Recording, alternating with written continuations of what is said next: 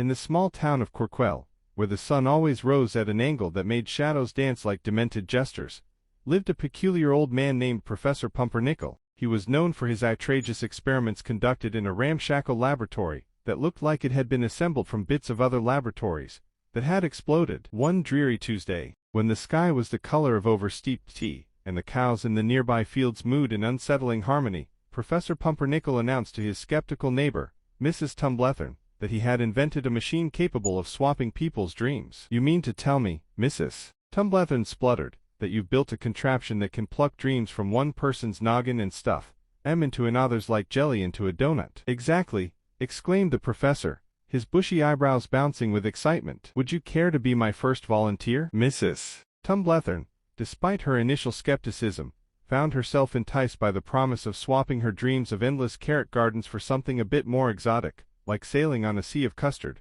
with a crew of marshmallow pirates. With a creak and a puff of steam, Professor Pumpernickel's dream-swapping machine rattled to life. Mrs. Tumblethorne bravely donned a helmet adorned with feathers and tin foil, while the professor twiddled knobs and tapped dials like a demented organist. Moments later, Mrs. Tumblethorne's eyes fluttered open, revealing a twinkle usually reserved for cats, who had just swallowed canaries whole. She leapt from the contraption and announced, "I dreamt I was a bumblebee ballerina dancing atop a mushroom made of sherbet." The professor, ecstatic at the success of his invention, immediately scheduled dream-swapping sessions for the entire town. Soon, Courquelle buzzed with excitement and anticipation, its citizens trading dreams like baseball cards. But as the days wore on, strange things began to happen. The butcher, usually as mild-mannered as a cucumber sandwich, started strutting around town in a cape made of bacon, demanding to be called Sir Porkington, conqueror of tofu. The librarian, known for her gentle shushing, developed a sudden obsession with underwater basket